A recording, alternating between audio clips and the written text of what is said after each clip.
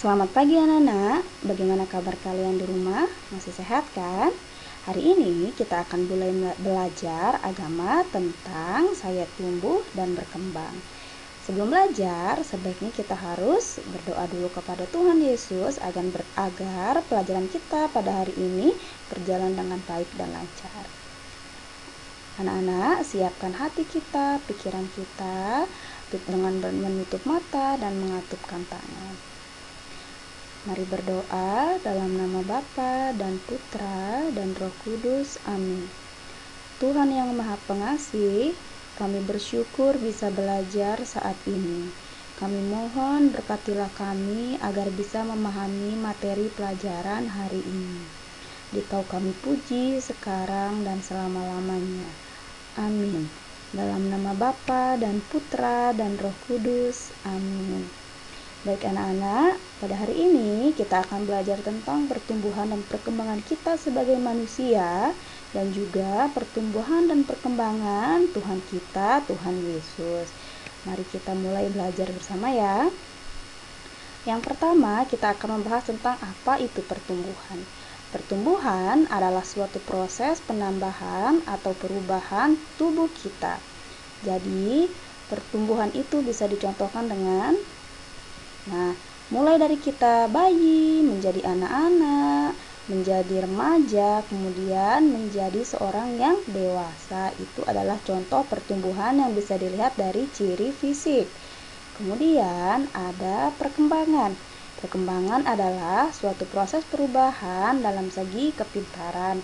Contohnya adalah kita sudah bisa berbicara, sudah bisa bernyanyi, sudah bisa menulis, menggambar, mewarnai, berlari, dan masih banyak lagi.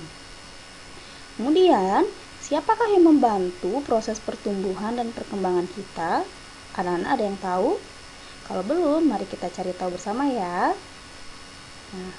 Yang pertama adalah orang tua atau keluarga kita yang ada di rumah. Jadi, peranan orang tua di rumah kita itu sangat penting untuk proses pertumbuhan dan perkembangan kita. Yang kedua adalah guru di sekolah. Kemudian yang ketiga adalah teman bermain kita. Berikutnya, apa faktor yang mempengaruhi proses pertumbuhan? Sudah tahu? Mari kita cari bersama. Ada faktor yang mempengaruhi proses pertumbuhan. Yang paling penting dan paling utama adalah makanan. Kita harus memakan makanan yang bergizi atau makan makanan 4 sehat 5 sempurna. Sudah tahu kan menu apa itu 4 sehat 5 sempurna? Jadi kita harus memakan makanan pokok yang pertama ya, nasi, roti, jagung, kentang, dan sejenisnya. Kemudian harus ada lauk pauk ya, seperti kacang-kacangan, ikan, telur, daging, ayam. Kemudian harus ada sayur-sayuran, buah-buahan. Kemudian harus minum susu agar proses pertumbuhan kita menjadi lebih baik lagi.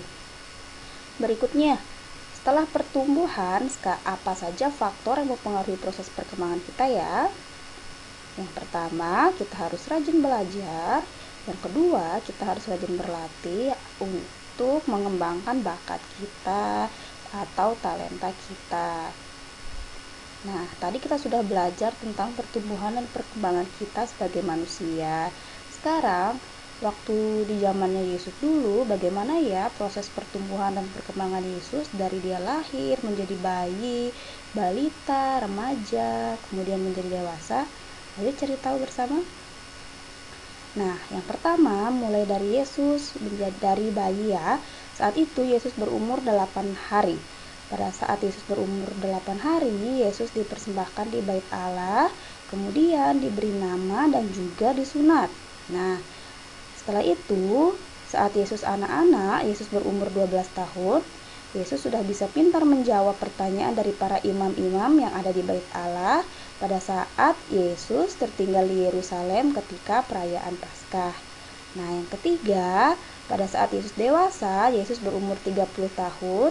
Saat itu Yesus dibaptis di Sungai Yordan oleh Yohanes Pembaptis dan mulai mewartakan kerajaan Allah.